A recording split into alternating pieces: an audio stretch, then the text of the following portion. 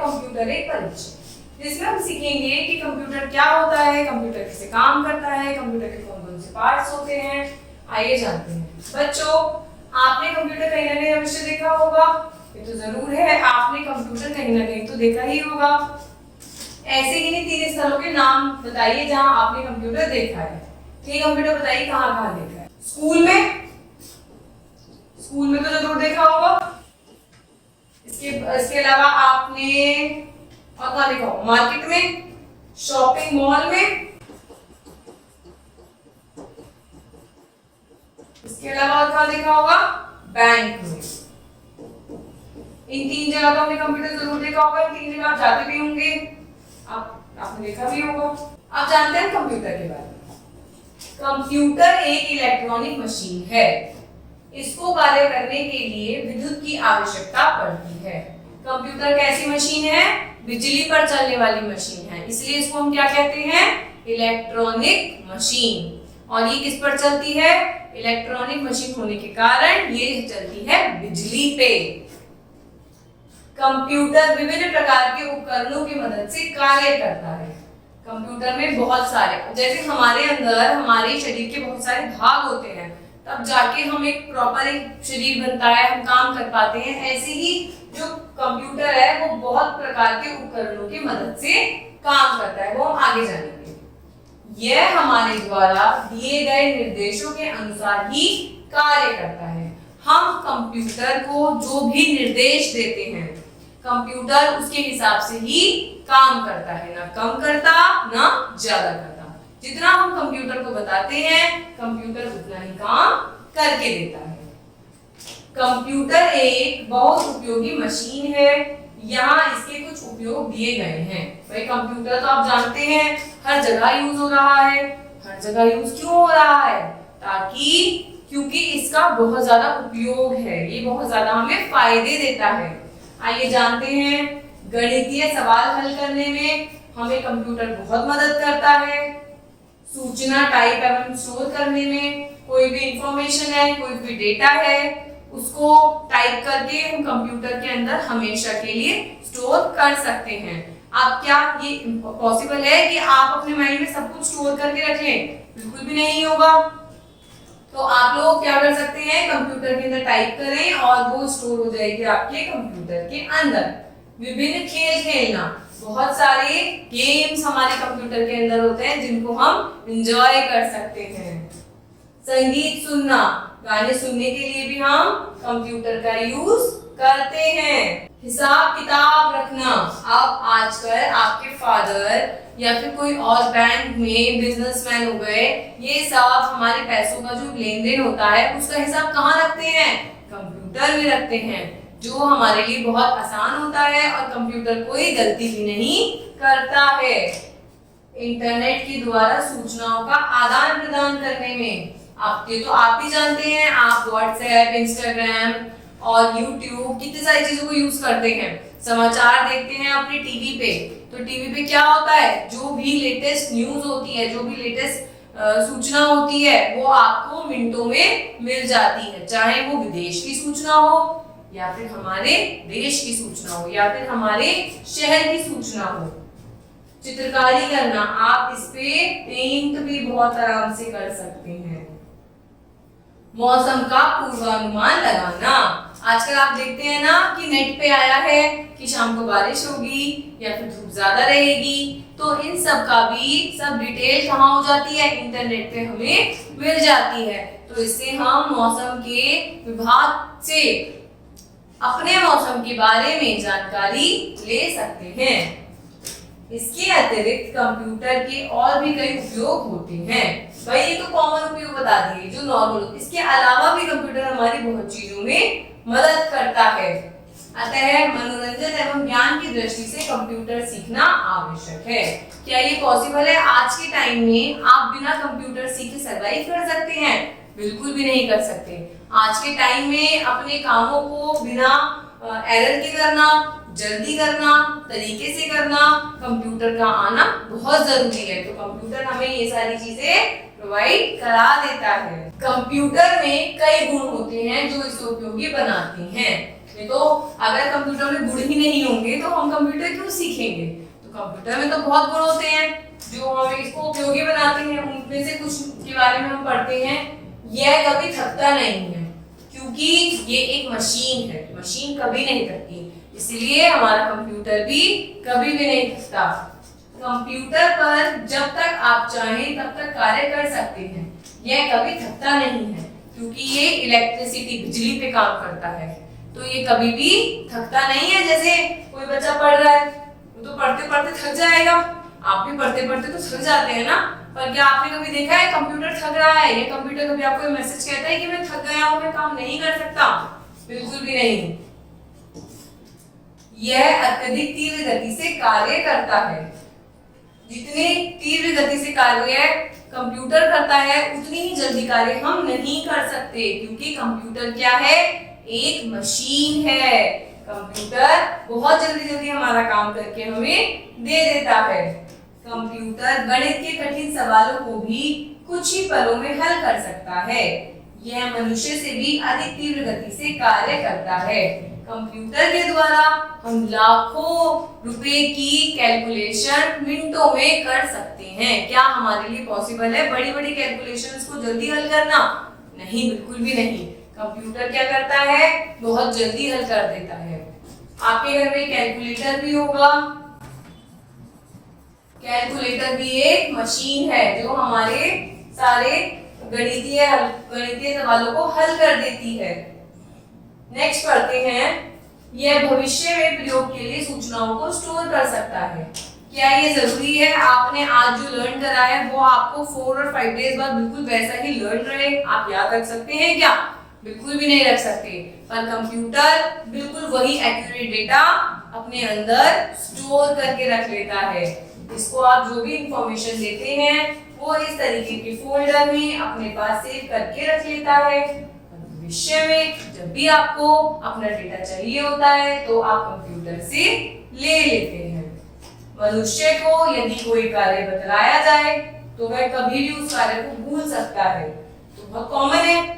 परंतु यदि आप कंप्यूटर में किसी फाइल को स्टोर करते हैं तो वह उसकी मेमोरी में लंबे समय तक रहती है। वो हमेशा आपको जब भी आप कंप्यूटर से मांगेंगे, कंप्यूटर आपको टाइम टू टाइम तुरंत अपने डेटा को, इंफॉर्मेशन को आपकी दे सकता है। यह हमारे कार्यों को आसान करता है। अब आपने ऊपर ही देख लिया, ये थकता नहीं है, गणित की कठिन सवालों को जल्दी जल्दी करके दे देता है, इंफॉर्मेशन को स्टोर करके रखता है, तो ये हमारे कितने कार्यों को आसान कर रहा है। यदि आपको किसी भी विषय की जानकारी प्राप्त करनी हो तो कंप्यूटर के द्वारा इस कार्य को आप आसानी से कर सकते हैं। इससे प्राप्त होने वाली नवीनतम सूचनाओं की सहायता से छात्र अपने प्रोजेक्ट एवं रिपोर्ट तैयार कर सकते हैं। अब जैसे कि आप YouTube की मदद से अपना ये चैप्टर सीख रहे हैं, ऐसे ही YouTube की मदद से, इंटरनेट की मदद से आपको यदि किसी सब्जेक्ट की जानकारी नहीं है, किसी विषय के बारे में आपको कुछ खोजना है, सर्च करना है, तो आप इसमें कंप्यूटर से आराम से सर्च कर सकते हैं। इन सभी गुणों के कारण कंप्यूटर एक अति महत्वपूर्ण मशीन माना जाता है। अब तो आप समझ गए होंगे कि कंप्यूटर हमारे लिए कितना आवश्यक है और ये हमारे कितने सारे कामों को जल्दी और बिल्कुल सही तरीके से कर हमें दे देता है। कंप्यूटर स्वयं कार्य नहीं कर सकता। भाई ये तो बहुत अंडरस्टूड है कि एक मशीन क्या स्वयं कार्य कर सकती है। आपके घर में जो वॉशिंग मशीन है क्या वो खुद कपड़े धोती है जब तक हम उसको इंस्ट्रक्शन नहीं देते? यह हमारे द्वारा दिए गए निर्देशों, संकेतों, सूचनाओं के अनुसार जो कार्य करता है उसे डेटा कहते हैं। हम जो भी उसे काम देते हैं उसे क्या कहा जाता है? डेटा कहा जाता है। हम डेटा कंप्यूटर में डालते हैं। डेटा को कंप्यूटर में हम कंप्यूटर की भाषा में ही डाल सकते हैं। हम क्या करते हैं, हमें सपोज कीजिए हमें मैथ्स का कोई क्वेश्चन कंप्यूटर से हल करवाना है, तो हम कंप्यूटर के अंदर वो मैथ्स का क्वेश्चन तो डालेंगे ना। जैसे ही हम हमारा इंग्लिश में है, न्यूमेरिक में है, वैसे ही कंप्यूटर उसी भाषा में उसको ले लेता है। डाटा को कंप्यूटर में डालने की प्रक्रिया को हम क्या कहते हैं? इनपुट कहते हैं, क्योंकि हम कंप्यूटर के अंदर अपने डेटा को डाल रहे हैं, फीड कर रहे हैं, इसलिए इस प्रक्रिया को हम क्या कहेंगे? इनपुट कहेंगे। कंप्यूटर डाटा को समझकर हमारे द्वारा दिए गए निर्देशों के अनुसार ही कार्य करता है। हमने जो कंप्यूटर को डेटा इनपुट किया है, कंप्यूटर उसी पे काम करता है। ऐसा नहीं है कि हमने दिया कुछ है और कंप्यूटर किसी और पे काम कर रहा है। कंप्यूटर द्वारा दिए गए परिणाम को आउटपुट कहते हैं। अब हमने इनपुट डाल दिया, अब कंप्यूटर क्या करेगा, हमारे क्वेश्चन का आंसर हमें बताएगा। जो आंसर आता है उसे क्या कहते हैं, आउटपुट। ये सभी कार्य कंप्यूटर के विभिन्न भागों द्वारा संचालित किए जाते हैं। ये सब कार्य कैसे संचालित किए जाते हैं, कंप्यूटर के बहुत सारे भाग जो होते हैं उनसे। इन सभी भागों के बारे में जानकारी हम अगले अध्यायों में प्राप्त करेंगे। ये जो भाग होते हैं जिनकी मदद से कंप्यूटर हमें हमारे डेटा को, इनपुट को आउटपुट मतलब रिजल्ट देता है, उनके बारे में हम आने वाले अध्यायों में जरूर पढ़ेंगे। आइए कंप्यूटर के कुछ मुख्य भागों को ध्यान से देखें। कुछ हम भाग ध्यान से इनको देखते हैं। पहला है मॉनिटर। यह एक टेलीविजन के समान दिखने वाला उपकरण है। हम जो भी टाइप करते हैं वह इसकी स्क्रीन पर प्रदर्शित होता है। इसकी स्क्रीन पर आउटपुट अथवा परिणाम भी प्रदर्शित होता है। ये देखिए, ये मॉनिटर आपके घर में जैसे टीवी है उसकी तरह होता है। हम कंप्यूटर पे जो भी कीबोर्ड की मदद से हम जो भी लिखते हैं वो हमें इस मॉनिटर पर दिखाई देता है। और इनपुट का जो प्रोसेसिंग होती है और जो आउटपुट रिजल्ट हमें मिलता है, रिजल्ट भी हमें इसी मॉनिटर स्क्रीन के द्वारा दिखाई देता है। अब पढ़ते हैं हम कीबोर्ड। देखिए कीबोर्ड किस तरीके का होता है, आपने हो सकता है पिछले क्लास में भी पढ़ा हो। इस पर छोटे छोटे बटन होते हैं जिन्हें कुंजी कहा जाता है। मतलब ये जो छोटे छोटे बटन इन पे हैं इन्हें क्या कहा जाता है, इन्हें कीज कहा जाता है। हिंदी में हम इन्हें कुंजी कहेंगे और इंग्लिश में हम इनको कीज कहते हैं। इस पर एक अल्फान्यूमेरिक कीपैड भी होता है। इसकी कुंजियों को दबाकर कंप्यूटर में डाला जाता है।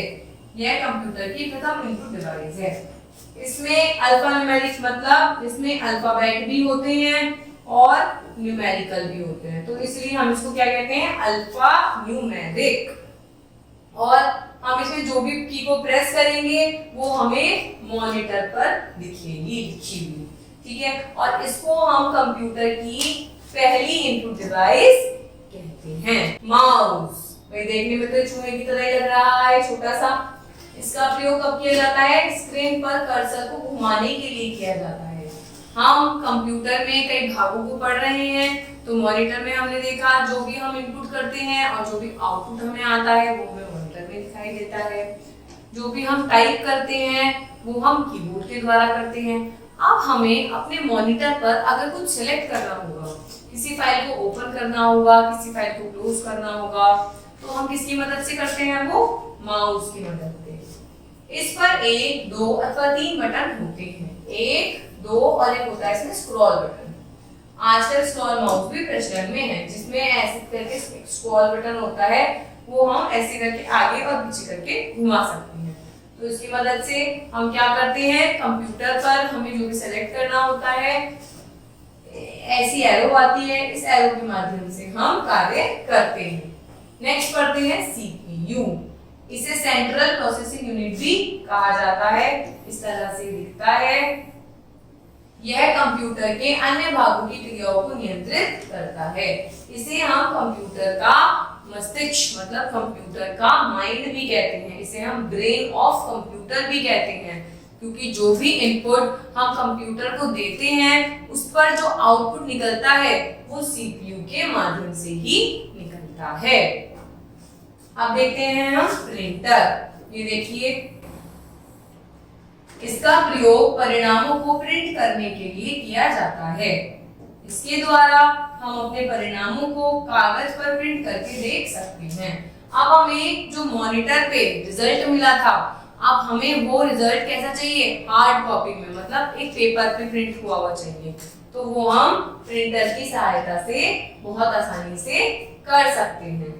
अब पढ़ते हैं हम स्पीकर्स के बारे में। इनकी मदद से ध्वनि के आउटपुट प्राप्त किए जाते हैं। अब हम कंप्यूटर में सॉन्ग तो सुन सकते हैं, पर जैसे हमारे शरीर में सुनने के लिए हमें कानों की आवश्यकता होती है, ऐसे ही कंप्यूटर में सुनने के लिए हमें स्पीकर की आवश्यकता होती है। स्पीकर छोटे भी हो सकते हैं, बड़े भी हो सकते हैं, इनकी शेप भी अलग हो सकती है, और काम इनका वही होता है, इनकी सहायता से हम कंप्यूटर पे जो भी कुछ चल रहा है उसे हम सुन सकते हैं।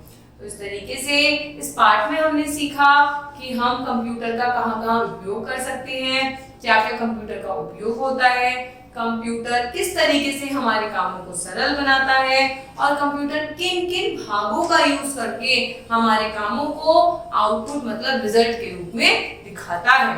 Thank you.